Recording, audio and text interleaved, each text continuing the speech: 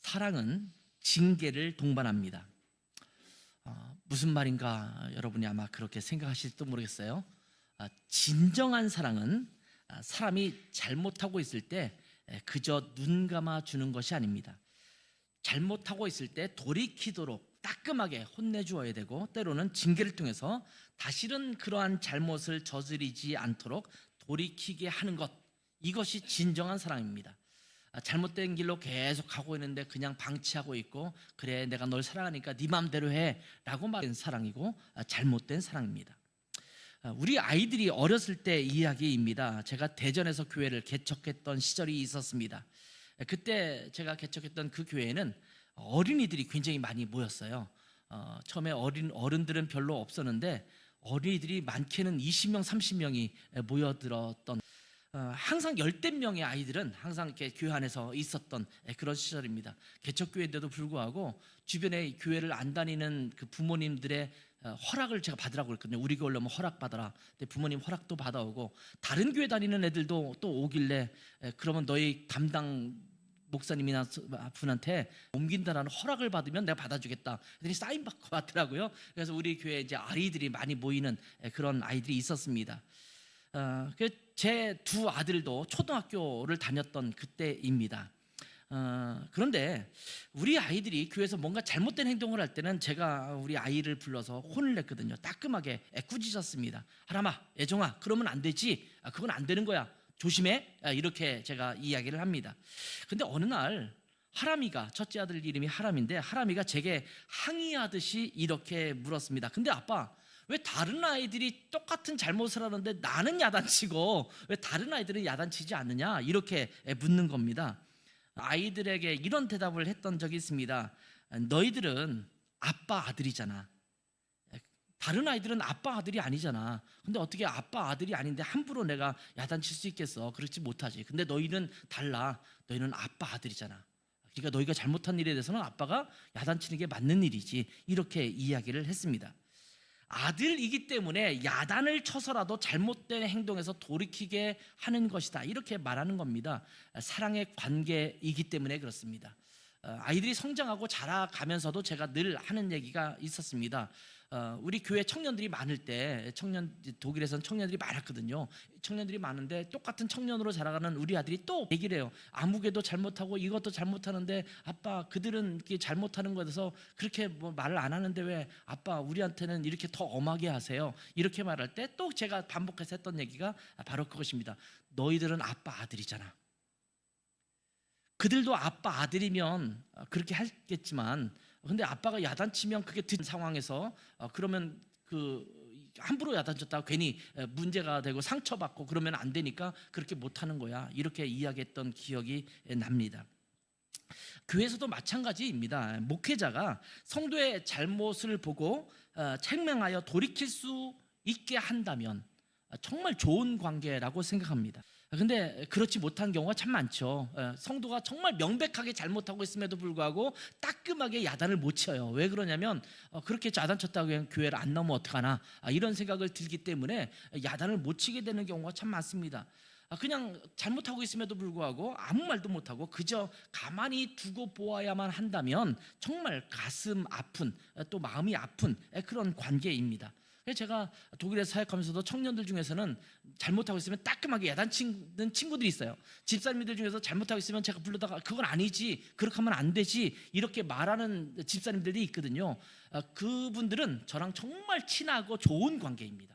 그렇기 때문에 불러서 야단을 치는 거예요. 근데 어설픈 관계에서 제가 함부로 야단 쳤다가는 괜히 삐져가지고 교회도 안 나올 수 있고, 오히려 돌이키지 않으니까, 돌이키기 위해서 책망하는 건데 돌이키지 못할 책망을 하는 것은 지혜롭지 않거든요. 그러니까 그럴 때는 하지 않는 경우가 좀 많죠.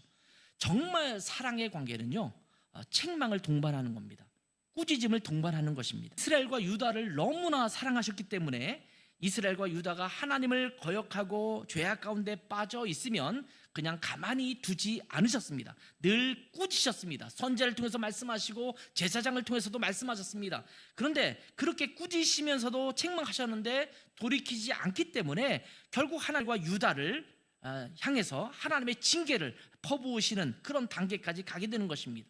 그 징계, 마지막 징계가 뭐냐면 바로 북왕국 이스라엘은 아수르에게 멸망당하고 또 남왕국 유다는 바벨론에게 멸망당하게 하는 것이 하나님께서 주신 마지막 징계 중에 하나입니다.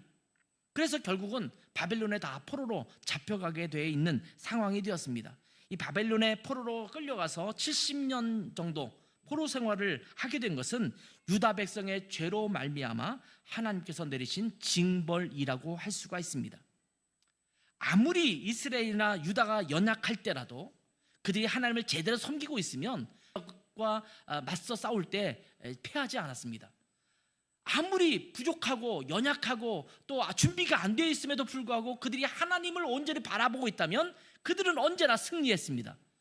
근데 그들은 국력이 강하고 자기들이 갖고 있는 국고가 풍족하다 하더라도 하나님 앞에 불순종했을 때는 여지없이 별것 아닌 민족과 나라를 통해서도 굉장히 곤혹을 치르는 그런 역사를 그들이 경험하게 되었습니다. 그들이 하나님을 떠나서 우상을 섬기고 죄악 가운데 있자 하나님께서는 이스라엘과 유다에게 징벌을 내리시기 위해서 바벨론에게 패하게 하시고 70년이나 포로 생활을 하게 하신 것입니다. 이 포로 생활은요, 역사의 자연적인 흐름이 아니라 이스라엘과 유다를 향하신 하나님의 징계, 하나님의 징벌이었다는 것을 기억해야 합니다. 예레미야서에서는 이미 여러 번 유다 백성의 죄악을 지적했습니다. 그 전에도 이미 여러 선지자를 통해서 지적했지만 예레미야 선지자를 통해서도 너희들이 이렇게 하나님 앞에 불순종하면 하나님께서 너희를 망하게 하실 것입니다, 이런 메시지를 전하게 하셨습니다. 그렇게 경고했음에도 불구하고 또 유다 백성의 죄 때문에 하나님의 심판으로 말미암아 징벌을 받을 것이람을 예고했던 것을 기억할 것입니다. 오늘 본문은 예레미야 31장에 있는 내용이지만 바로 전장인 30절부터 15절 말씀을 한번 볼까요? 물론 그 이전에도 여러 번 반복된 말씀이긴 합니다만 바로 전장에 그렇게 말씀해 주십니다.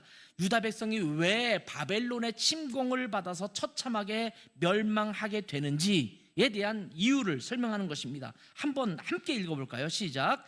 여호와께서 이와 같이 말씀하시니라. 내 상처는 고칠 수 없고 내 부상은 중하도다. 내 송사를 처리할 재판관이 없고 내 상처에는 약도 없고 처방도 없도다. 이거 보면 하나님이 징계를 내리시는데 해결책이 없어요. 하나님이 내리시는 징계는요, 우리가 해결할 수 없는 거예요. 그 무엇도 그 무엇을 해결할 수가 없어요. 하나님만 해결할 수 있는 그 징벌이거든요. 이어서 또 계속 읽겠습니다. 14절 시작. 너를 사랑하던 자가 다 너를 잊고 찾지 아니하니 이는 내 악행이 많고 내 죄가 많기 때문에 나는 내 원수가 당할 고난을 내가 받게 하며 잔인한 징계를 내렸도다. 너는 어찌하여 내 상처 때문에 부르짖느냐? 내 고통이 심하 내 악행이 많고 내 죄가 허다함으로 내가 이 일을 너에게 행하였느니라. 왜 이런 징벌을 주셨다고요? 너희 악행이 많고 너희 죄가 허다하기 때문에, 너가 죄를 지었기 때문에. 너를 사랑하던 자, 사실은 그 당시 남왕국 유다도 이집트를 의지하려고 했거든요. 이쪽 바벨론 쪽에서 침공하려고 하니까 그 당시에 또 다른 강국이라고 믿었던 이집트에게 의지해서 뭔가 이 문제를 해결하려고 했는데 그 사랑하던 자가 이스라엘을 버렸다라는 거예요. 유다를 버렸다라는 거예요. 그렇게 왜 그런 정세가 돌아가냐면 국력이 약해지고 이런 문제가 아니라 너희가 죄를 지어서 악행을 했기 때문에 내가 이런 징벌을 내릴 건데 이것은 그 누구도 너의 상처를 고칠 수 없는 그러한 징계가 될 것이다, 이렇게 말씀하고 있는 것입니다. 이 죄의 결과는 처참합니다. 여러분, 죄의 결과는 무엇입니까? 최종적 죄의 결과는 죽음입니다. 사망입니다.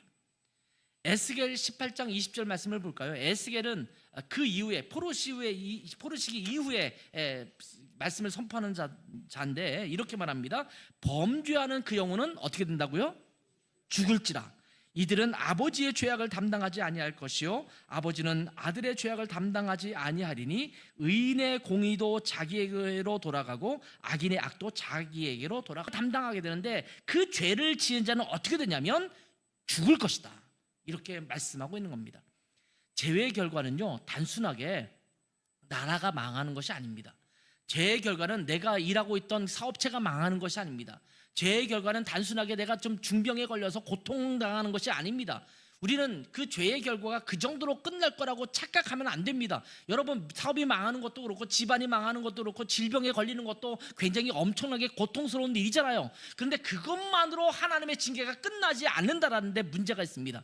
죄의 징계는 최종적으로 죽음에 있다라는 겁니다. 우리는 그것을 두려워하지 않아요. 죽어야 될 염두에 두지 않기 때문에 자꾸 죄악 가운데 남아있는 거거든요. 이스라엘 백성들도 계속 그 이야기를 주님께서 하셨음에도 불구하고 그것을 가볍게 여기고 귀담아 듣지 않았던 것입니다. 범죄하는 영혼은 죽습니다. 다른 사람의 죄 때문에 죽는 일은 없습니다. 조상이 죄를 지었기 때문에 내가 이렇게 망하는구나가 아니라 내가 지금 죄를 지었기 때문에 그 죄의 결과로 내가 죽게 되는 것입니다. 이런 결과는요, 성경 여기저기에서 반복적으로 말씀하고 있습니다. 신약 성경의 로마서 6장 23절 아주 유명한 말씀이죠. 여기서도 말씀하십니다. 죄의 싹은 사망이요 하나님의 은사는 그리스도 예수 우리 주 안에 있는 영생이니라. 이렇게 말씀하고 있어요. 이 말씀은요, 명백하게 말합니다. 죄의 결과는, 죄의 대가는 죽음이다. 예수 그리스도만 생명의 은혜가 될 것이다. 이렇게 말씀하고 있는 것입니다. 여러분, 이스라엘과 유다는 죄악으로 말미암아 멸망했습니다. 이거를 하나의 국가로 보면 국가가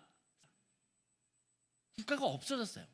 그 다음에는 왕도 없고 지도자도 없습니다. 한동안 오랫동안 왕도 없고 지도자가 없습니다. 심지어 예수님 시대까지 제대로 된 왕이 없었어요. 여러분, 예수님 시대 때 누가 왕이었습니까? 헤롯이라고 하는 여러 헤롯가의 왕들이 지배하고 있었는데 그들이 제대로 된 다 분봉왕으로서 다스리고 있는 왕이거든요. 그러니까 그걸 왕이라고 볼 수 없어요. 실제적인 통치는 또 본디오 빌라도를 비롯해서 그런 총독들이 다스리고 있었던 것을 기억하죠.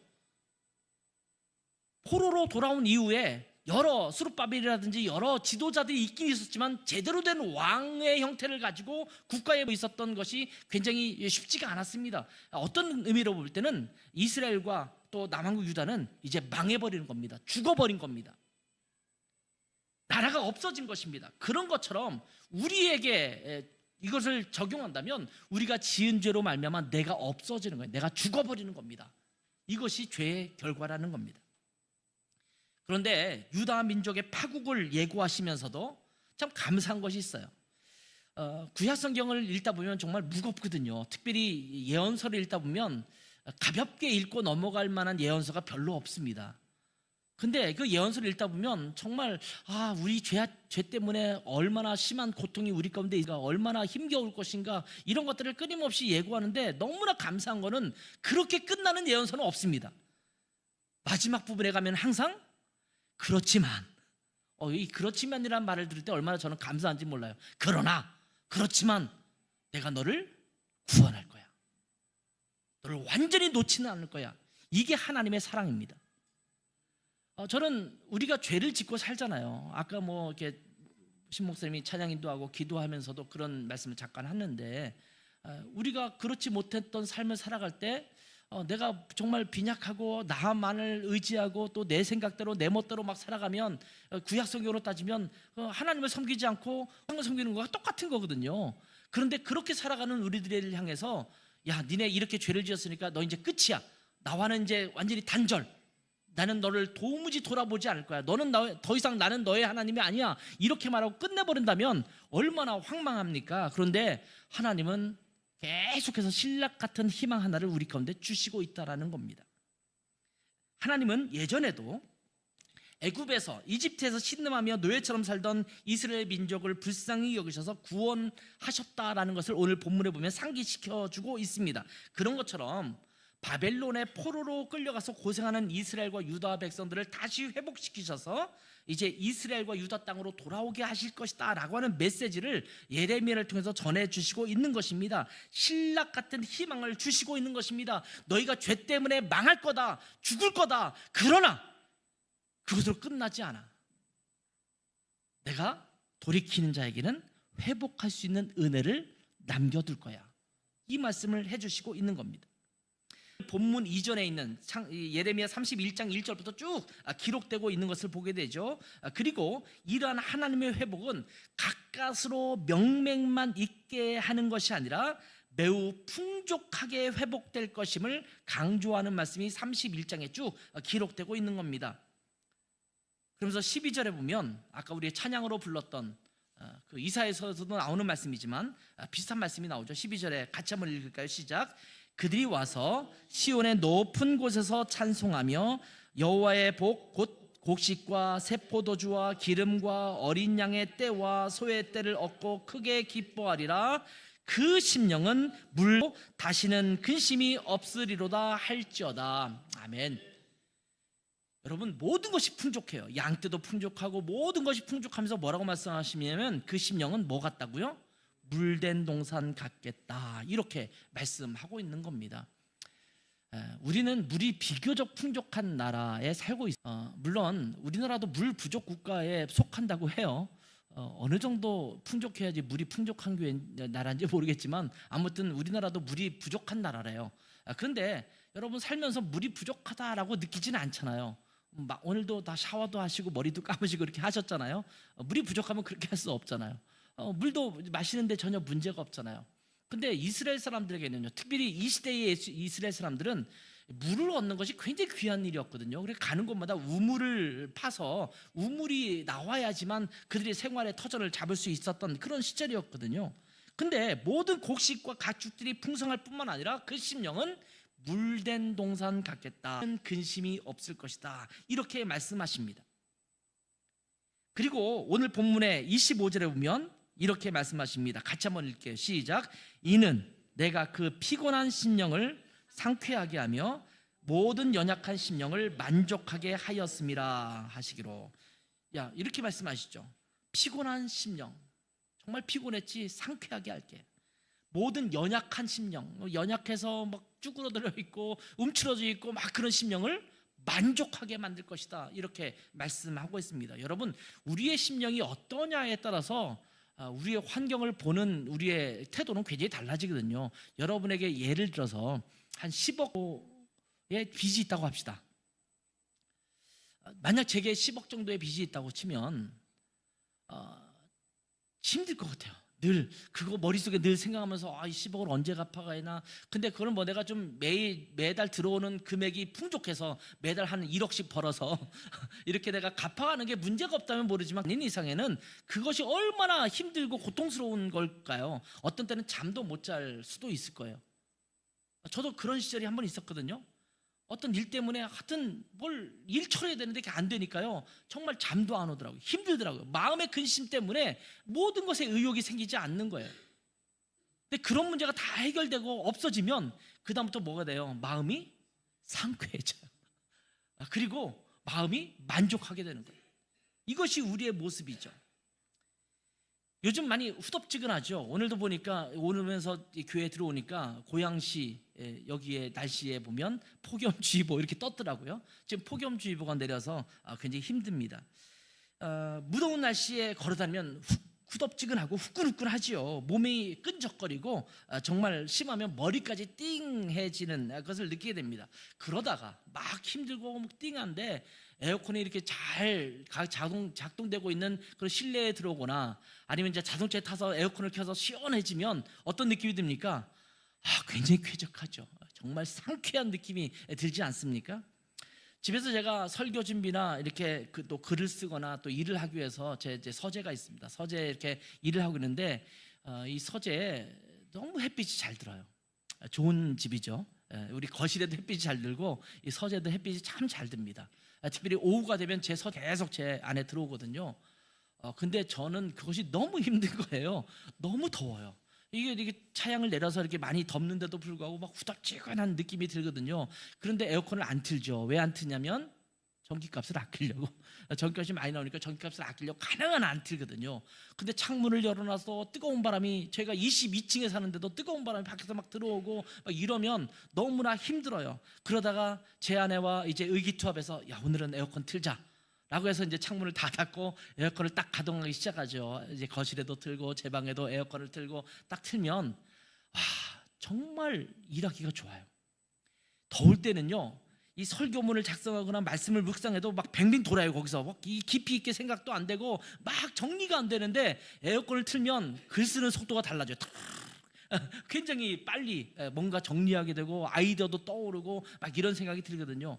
야, 이게 날씨의 환경이 우리를 굉장히 많이 어렵게 만드는구나, 이런 것들을 느낀 적이, 여러분, 우리가 죄악 가운데 있으면 마치 후덥지근한 것과 같아요. 우리의 마음과 생각과 삶이 매우 혼탁해집니다. 삶이 정리가 안 돼요. 삶의 질서가 안 잡히는 거예요. 내가 죄 가운데 있기 때문에 모든 것이 엉클어지고 만 겁니다. 예수 그리스도 안에 있을 때만 내 삶이 정리가 되는 거예요. 내 삶의 질서가. 요즘 대한축구협회 때문에 말이 많더라고요. 감독 선정하는 것부터 시작해서 어떻게 이 과정이 이루어졌냐, 막 복잡해요. 그러다 보니까 우리나라 축구 선수들이 지금 굉장히 좋은 축구 선수들이 많거든요. 거의 황금기라고 말할 정도의 최상의 퀄리티 그런 축구 선수들로 질비한데 걱정들을 하고 있어요. 이렇게 해서 지금 우리가 월드컵에 나가서 또 좋은 성적을 거둘 수 있겠느냐, 이런 얘기를 하더라고요. 지도자 한 명이 잘못 쓰고 그 지도하는 사람들이 잘못되니까요, 모든 것이 어그러지는 거예요. 근데 여러분, 내가 잘난 것처럼 생각해서 내 삶의 주인이 내가 돼서 뭔가 해나가려고 하는데 내가 죄 가운데 있잖아요. 그럼 내 삶이 어떻게 되겠어요? 온통 어그러지고 마는 거예요.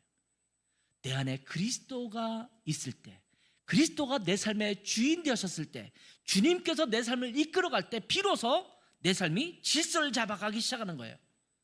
죄가 혼탁할 수밖에 없다는 것을 여러분 기억하셔야 합니다. 어떤 때는 잘 되는 것처럼 느껴질 때도 있지만 그것조차도 석연치 않은 마음이 들 때가 있습니다. 그런데 그 죄 문제를 해결하면 우리의 심령이 상쾌하게 되는 거예요. 이것이 그리스도가 우리 가운데 왔을 때, 우리가 죄에서 돌이켜서 하나님 앞에 돌아갔을 때 우리에게 주어지는 모습입니다. 25절 다시 한번 읽어볼까요? 시작. 이는 내가 그 피곤한 심령을 상쾌하게 하며 모든 연약한 심령을 만족하게 하였습니다. 하나님께서 이러한 상쾌한 심령과 만족한 심령을 주시겠다고 약속하시는 겁니다. 여러분, 우리의 마음과 심령이 늘 이러한 상쾌한 심령, 만족하는 심령이 되기를 주님의 이름으로 축원합니다. 그래서 늘 해맑은 표정과 밝은 모습으로 내 삶을 대하고 사람들을 대할 수 있는 여러분 모두가 되셨으면 좋겠습니다. 하나님은 우리를 고통스럽고 어렵게 만드시기도 하시는 분이십니다. 뿐만 아니라 그 고통스럽고 어려운 것을 이겨내고 우리의 심령을 상쾌하게 하고 만족하게 하시는 분이시기도 하십니다. 여러분 28절을 볼까요? 깨어서 그들을 뿌리 뽑으며 무너뜨리며 전복하며 멸망시키며 괴롭게 하던 것과 같이. 누가 그렇게 하시는 거예요? 하나님께서. 여기 보면 깨어서라는 표현이 있어요. 깨어서. 그냥 대충 하는 것이 아니라 정신 바짝 차리고 이렇게 하신다라는 거예요. 그냥 대충 하는 게 아니고 뭐 해볼까 이렇게 하시는 게 아니라 하나님께서는 깨어 있으셔서 이 일들을 진행하시는 분이에요. 무너뜨리고 전복시키고 깨트리고 이걸 하시는 분이 누구시냐? 하나님이신 거예요. 역사의 흥망성쇠는 하나님 손에 달려 있습니다. 뿐만 아니라 하나님은 깨어서 새롭게 세워서 심으시는 것도 하나님께 있다라고 말씀하고 있습니다. 이렇게 뽑아버리고 무너뜨리는 이유가 뭘까요? 우리의 죄악 때문입니다. 그리고 우리가 다시 세우시고 심으시겠다 이렇게 말씀하십니다. 왜냐하면 하나님 앞에 돌이키면 하나님께서 우리 가운데 긍휼을 베푸십니다. 불쌍히 여기시는 거예요. 하나님은 공의로우신 분이기 때문에, 의로우신 분이기 때문에 죄에 대해서는 단호하십니다. 안 돼! 그 죄는 내가 용납해. 너가 돌이키면 내가 용서할게. 돌이키면 내가 불쌍히 여겨줄게. 이렇게 말씀하시는 겁니다. 그러면서 29절 30절도 한번 보면 이렇게 말씀하시죠. 그때에 그들이 말하기를 다시는 아버지가 신포도를 먹었으므로 아들들의 이가 시다 하지 아니하겠고, 신포도를 먹은 자마다 그의 이가 신 것 같이 누구나 자기의 죄악으로 말미암아 죽으리라. 자, 그 당시에 유행했던 속담 중에 하나가 뭐냐면 아버지가 신포도주를 먹었으므로 아들들의 이가 시다, 이런 속담이 있었답니다. 그게 뭐냐면 아버지가 신포도주를 먹었는데 먹지 않은, 이것이 왜 이런 속담이 나오냐면 조상들이 지은 죄 때문에 우리가 이 고통을 당하는 거다라고 하는 의미의 표현입니다. 우리 아버지가 잘못했으니까 내가 고통을 당하는 거야. 이렇게 표현할 때가 많잖아요. 이것이 그런 표현이거든요. 근데 주님께서 뭐라고 하시냐면 아니야. 아버지가 신 포도주를 먹었으면 아버지의 이가 신 거고, 너가 신 포도주를 먹었으면 너의 이가 신 거야. 아버지 때문에 너의 이가 시는 일은 없을 거야. 다시 말하면 아버지의 죄의 대가는 아버지가 질 거고, 너의 죄의 대가는 너가 짓는 거야. 그러니까 핑계 대지 마. 네가 고통을 당하고 있어? 네가 어려움을 당하고 있어? 그렇다면 야, 이렇게 말씀하고 있는 거예요. 핑계 대지 말라는 거예요. 내가 하나님 앞에 바로 서지 않으면 하나님의 징계가 내게 있을 것이라고 말씀하고 있는 겁니다. 그래서 이스라엘과 유대 백성이 하나님 앞에 돌이켜서 회개하고 돌아오면 그 조상들의 죄를 그들에게 묻지 않을 것이며, 돌이킨 자들은 하나님께서 그 피곤한 심령을 상쾌하게 하고 그 연약한 심령을 만족하게 하는 은혜를 주시겠다, 이렇게 말씀하고 있는 것입니다. 우리가 하나님 앞에 온전히 서 있다면 이 상쾌하게 하시는, 만족하게 하시는 은혜를 누리게 될 줄 믿습니다. 다른 어떤 상황이 있다 하더라도 여러분이 주님 앞에 돌이키면 하나님은 여러분에게 그 축복을 주실 줄 믿습니다. 그러면서 하나님께서는 이스라엘 백성들에게, 또 유다 백성들에게 하나님과 새 언약을 맺게 해주실 것이다, 이렇게 말씀하세요. 하나님의 희망은요, 단순하게 돌이켜서 그 땅, 이스라엘 땅과 유다 땅에 다시 정착하고 살게 할 것이다 라는 것입니다. 거기에 뭘 덧붙이시냐면 새 언약을 주시겠다, 이렇게 말씀하고 있습니다. 31절을 같이 한번 읽겠습니다. 시작.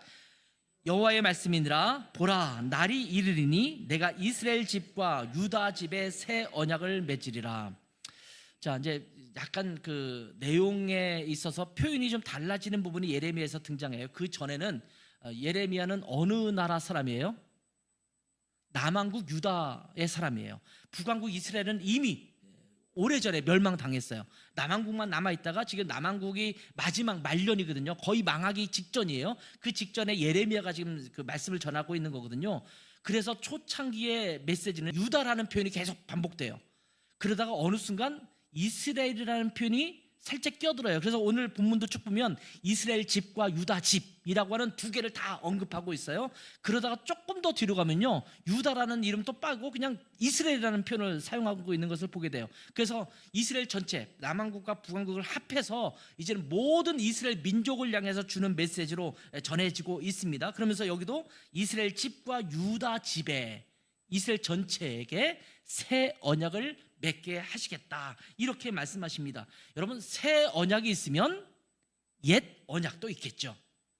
그러면 새 언약과 옛 언약이 어떤 차이가 있는지를 좀 볼 필요가 있어요. 옛 언약은 무엇을 말하냐면 이스라엘 백성들이 애굽에서 출애굽해서 나올 때 하나님께서 모세를 통해서 주셨던 언약이 옛 언약입니다. 물론 이 언약은요, 아브라함 때로 거슬러 가서 그때부터 이어지고 있지만 이것이 구체화돼서 이스라엘 백성과 언약처럼 맺히게 된 것은 모세 때, 비로소 모세를 통해서 이스라엘 백성들에게 뭘 주셨어요? 율법과 계명을 주셨어요. 그러니까 하나님의 말씀을 주셨어요. 그리고 이 율법을, 하나님의 말씀을 잘 지켜 행하면 이스라엘 백성들은 하나님의 백성이 되고, 나 하나님은 너희의 하나님이 될 것이다. 이게 언약이에요. 내가 말씀을 줄게, 이 말씀대로 살아야 돼. 여기에 말씀한 대로, 또 명령한 대로 그대로 지켜 행해야 돼. 그러면 내가 너희의 하나님이 될 거고 너희는 내 백성이 될 거야. 이것이 언약이에요. 이게 신명기를 통해서 더 구체적으로 우리 가운데 보여주고 있지 않습니까? 그런데 문제는요, 이스라엘 백성들이 하나님과의 언약을 깨트렸습니다. 하나님을 거역하고 우상을 섬기고 죄악 가운데 빠졌습니다. 여기 이제 결혼한 부부들이 굉장히 많으신데, 결혼할 때 혼인 서약 하잖아요. 그렇죠? 그때 혼인 서약을 하면, 우리 이지은 자매는 혼인 서약이 기억나요? 기억 안 나요? 서약을 했는데 기억이 안 나면 어떻게 해서 서약인데 보통 우리가 얘기할 때 가난할 때나 부할 때나 병들었을 때나 건강할 때나 이렇게 하면서 이 사람을 내 아내로 또는 내 남편으로 삼아서 평생 헌신하며 살겠습니다, 이런 얘기를 하지 않습니까? 이게 언약이에요. 커버넌트라는 거예요. 언약. 내가 당신을 내 아내로 삼아서, 내 남편으로 삼아서 다른 여자 그들에게 눈 돌리지 않고 당신에게만 내 아내로 삼고 내 남편을 삼아서 그렇게 부부의 관계를 이어가겠습니다 라고 하는 것이 언약이잖아요. 하나님과의 언약도 마찬가지입니다. 너가 내 백성이 되고 내가 너의 하나님이 될 것이다, 이렇게 말씀하셨어요. 어떻게 하면? 이 말씀대로 살면. 그 말씀에 보면 하나님만을 섬겨라, 죄가 있으면 어떻게 하면 해결될 것이다, 이런 말씀을 쭉 하고 있지 않습니까? 근데 이스라엘 백성들이 어떻게 했어요? 하나님을 배신하고 우상을 섬겼어요.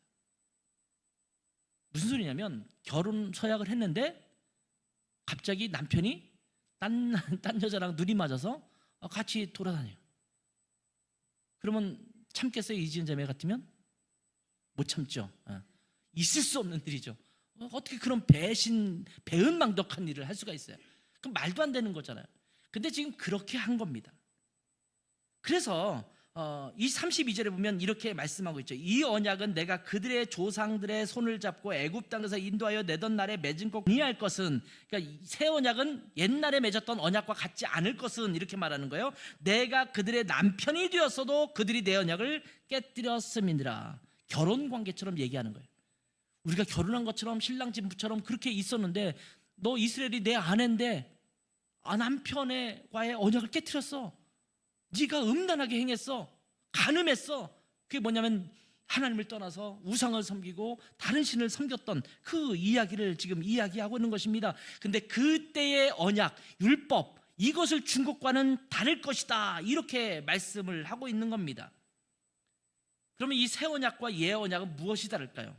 자, 이스라엘과 유다 백성을 회복하게 하시는 하나님의 새 언약, 사실은 그 이유를 쭉 봐도요, 이 선지자 시대, 남왕국과 북왕국, 그 다음에 바벨론 멸망하고 바벨론 포로 시기, 그 이유를 봐도 뭔가 새 언약이라고 여길 수 있는 것이 하나님 앞에 나오지 않습니다.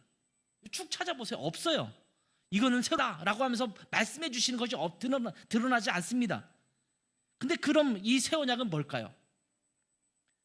이렇게 나타나지 않으니까 자꾸 엉뚱한 사람들은 새 언약을 자기에게 맞게 만들어서 이렇게 이상한 교리를 만들어가는 경우도 있지만, 이 새 언약은 바로 예수 그리스도이십니다. 오늘 본문은 메시아이신 예수 그리스도에 대한 예언이기도 합니다. 오늘 본문 말씀이 어떻게 예수 그리스도를 예언하는 말씀일까요? 자, 33절 한번 같이 읽겠습니다. 33절 시작. 그러나 그날 후에 내가 이스라엘 집과 맺을 언약은 이러하니 곧 내가 나의 법을 그들의 속에 두며 그들의 마음에 기록하여 나는 그들의 하나님이 되고 그들은 내 백성이 될 것이라.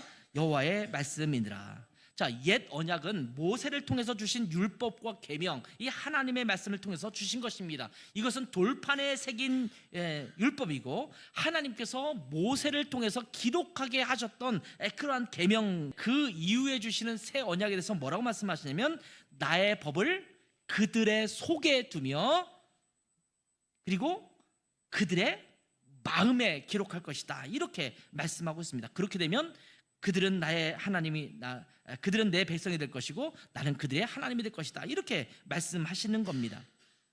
자, 율법과 계명을 어디에 주신다고 했어요? 그들의 속, 그들의 마음에 기록할 것이라고 말씀하십니다. 이 새롭게 주시는 법이 누구냐? 바로 예수 그리스도시라는 겁니다. 어떻게 그럴 수가 있지? 라고 생각할 수 있을지 모르겠지만 요한복음 1장 1절을 보세요. 태초에 말씀이 계시니라. 이 말씀이 하나님과 함께 계셨다. 그러니까 이 말씀이 하나님과 함께 있다라는 소리는 성부 하나님은 아니시죠. 그렇죠? 이 하나님이 오셨는데 이것을 14절에 가보면 이게 누군지를 분명히 말씀하시거든요. 14절 같이 읽겠습니다. 시작. 말씀이 육신이 되어 우리 가운데 거하심에 우리가 그의 영광을 보니 아버지의 은혜와 진리가 충만하더라. 자, 하나님과 함께 계셨던 그 말씀, 그 법, 그 말씀, 법, 계명, 이것이 뭐 약간의 뉘앙스는 다르지만 사실은 같이 볼 수 있거든요. 이 누구냐? 바로 예수 그리스도란 말이에요. 예수 그리스도가 이 땅에 오셨어요. 말씀이 이 땅에 오셨어요. 그리고 말씀이 우리 안에 거하시는 거예요.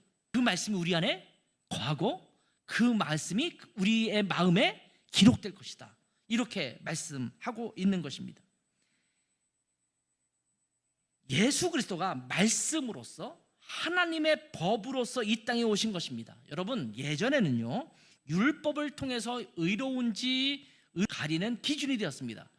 율법을 지키면 의로운 자예요. 근데 율법을 지키지 못하면 죄인이라고 여김 받았단 말이에요. 근데 이제는 예수 그리스도께서 이 땅에 구세주로 오셔서 예수 그리스도가 우리의 의로움의 기준이 되었습니다. 율법을 지키느냐 안 지키느냐에 따라서 죄냐 아니냐를 따지는 게 아니라 예수 그리스도가 내 안에 있느냐 없느냐에 따라서 내가 죄인이냐 의인이냐를 나누게 되겠다고 말씀하시는 겁니다. 비로소 말씀이 우리 가운데 오셨다라는 겁니다. 내가 내 법을 그들의 속에 그 마음에 기록할 것이다. 그 말씀이 이 땅에 육신이 돼서 오셨고 통해서 십자가에 달려 돌아가셨다라고 말씀하고 있는 겁니다. 히브리서 9장 11절부터 15절을 보면 옛 언약의 기준으로 속죄제를 드려서 죄 용서를 받았다라는 것이 기록되고 있죠. 그런데 이제는 예수 그리스도의 십자가에 흘리신 보혈로 인해서 우리가 죄 용서를 받게 되었습니다. 제가 11절부터 한번 읽어볼게요. 그리스도께서는 장래 좋은 일의 대제사장으로 오사 손으로 짓지 아니한 것 곧 이 창조에 속하지 아니한 더 크고 온전한 장막으로 말미암아 염소와 송아지의 피로 하지 아니하고 오직 자신의 피로 자기의 피로 영원한 속죄를 이루사 단번에 성소에 들어가셨느니라. 염소와 황소의 피와 및 암송아지의 죄를 부정한 자에게 뿌려 그 육체를 정결하게 하여 거룩하게 하거든. 이것은 구약시대 때 있었던 옛 언약에 있었던 죄를 용서받는 방법들이란 말이에요. 근데 14절 보세요. 하물며 영원하신 성령으로 말미암아 흠없는 자기를 하나님께 드린 그리스도의 피가 어찌 너희 양심을 죽은 행실에서 깨끗하고 살아계신 하나님을 섬기지 못하게 했느냐. 15절입니다. 이로 말미암아 그는 새 언약의 중보자시니 이는 첫 언약 때 옛 언약을 첫 언약이라고 돼 있어요. 첫 언약 때에 범한 죄에서 속량하려고 죽으사 부르심을 입은 자로 하여금 영원한 기업의 약속을 얻게 하려 하심이라. 히브리서는 이 부분을 분명하게 말씀하세요. 예수 그리스도가 바로 새 언약이시다. 이렇게 말씀하고 있습니다. 예수 그리스도가 새 언약의 중보자가 되셨다라는 겁니다. 그래서 예레미야를 쭉 읽다 보면 뭐 다른 사실은 그 선지서들도 마찬가지인데 그 초점이 나중에 어디가 있냐면 바로 예수 그리스도 맞춰져 있어요. 새롭게 회복되는 것은 단순하게 땅의 회복, 이스라엘 땅의 회복이 아니라 예수 그리스도를 통해서 우리의 영혼이 어떻게 새롭게 될 것인가, 그 새 언약에 대해서 말씀하시고 있음을 알게 되는 것입니다. 하나님은 우리를 여전히 사랑하셔서 이 땅에 예수 그리스도를 보내주셔서 우리를 구원할 계획을 세우신 것입니다. 우리가 잘 아는 말씀인데 한번 읽어볼까요? 요한복음 3장 16절입니다. 뭐 안 보고도 읽을 수 있겠죠. 시작. 하나님이 세상을 이처럼 사랑하사 독생자를 주셨으니 이는 그를 믿는 자마다 멸망하지 않고 영생을 얻게 하려 하심이니라. 하나님이 세상을 이처럼 사랑하셔서, 유다 백성이 죄 때문에 망하게 되었던 것처럼 우리가 죄 가운데 있었지만 하나님은 이처럼 사랑하셔서 그 피곤한 심령을 상쾌하게 하고 그 연약한 심령을 만족하게 하듯이 예수 그리스도를 이 땅에 보내셔서 우리를 만족하게 하고 상쾌하게 하시는 그리스도의 복음 말씀하고 있는 겁니다. 하나님은 우리를 사랑하시기 때문에 포기하지 않으세요. 지금도 포기하지 않으시고 우리를 향해서 이렇게 말씀하시는 거예요. 너가 그리스도를 통해서 내게 온다면 내가 너를 긍휼히 여겨서 너를 구원하고 회복시켜 주시고 하나님의 백성, 하나님의 자녀 삼으시고 하나님의 영원한 생명을 너희입니다. 로마서 5장 8절에도 그렇게 말씀하시죠. 우리를 사랑하셔서 새 언약의 축복을 베푸시는 하나님의 사랑, 이것에 대해서 이렇게 기록합니다. 우리가 아직 죄인 되었을 때, 아직 죄 가운데 있고 하나님을 거역하고 그렇게 살아갔을 때 이미 그리스도께서 우리를 위해서 죽으셨어요. 우리를 향하신 하나님의 사랑을 확증하셨다. 이 말씀은 무슨 말이냐면 우리가 죄 가운데 있지만 하나님께 돌아가서 회복될 수 있는 그 길을 예비하시고 준비하셨다라는 겁니다. 열어놓으셨다라는 겁니다. 하나님은 예레미야를 통해서 우리가 우리의 죄악을 완전히 해결하시고 우리의 피곤한 심령을 상쾌하게 하고 우리의 연약한 심령을 만족하게 하실 그 길을 보여주시고 있는 겁니다. 너희가 죄 때문에 이제 포로로 잡혀갈 거야. 근데 어느 날 회복될 날이 올 거야. 근데 그것은 단순하게 바벨론 포로에서 돌아와서 이 땅을 회복하는 것만이 아니라 너희가 끝까지 예수 그리스도를 통해서 완전하게 회복하는 그날이 올 거야. 이 메시지를 전하고 있는 것입니다. 이 하나님의 사랑 안에 여러분이 살아가고 있으십니까? 이 사랑 안에 거하고 있으십니까? 이 새 언약의 축복을 누리고 있으십니까? 하나님은 여전히 우리를 사랑하시고 예수 그리스도 안에서 그 은혜를 누리기를 원하십니다. 그 사랑 안에서 풍성하게 누리실 수 있는 피곤한 심령이 상쾌하게 되고 연약한 심령이 만족하게 되는 예수 그리스도 안에서의 풍족함을 여러분 모두가 이 여름에, 무더운 여름에 누리시는 축복이 있기를 주님의 이름으로 축원합니다. 기도하겠습니다. 한번 이렇게 기도할까요? 하나님의 극진하신 사랑 가운데 거하게 도와주십시오.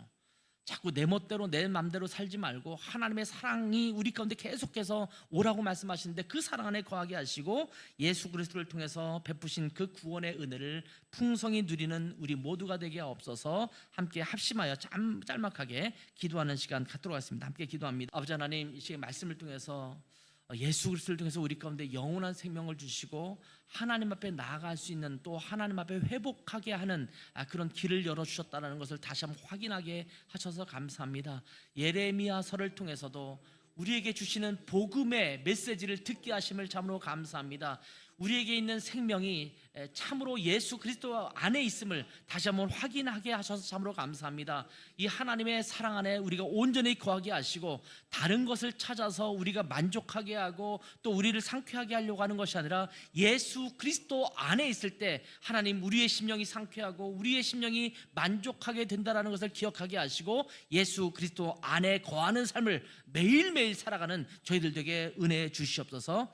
아버지 하나님, 예수 그리스도 통해서 우리에게 피곤한 마음을 상쾌하게 하시며 또한 연약한 마음을 만족하게 하시는 그 은혜를 주심을 참으로 감사합니다.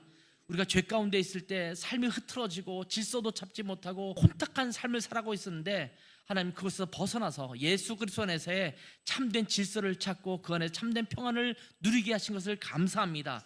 하나님, 이 하나님의 사랑에 감사하며 매일매일의 삶 속에서 예수 그리스도 안에서 행하는 삶이 될 수 있도록 축복해 주시옵소서. 감사하며 예수님의 이름으로 기도했습니다. 아멘.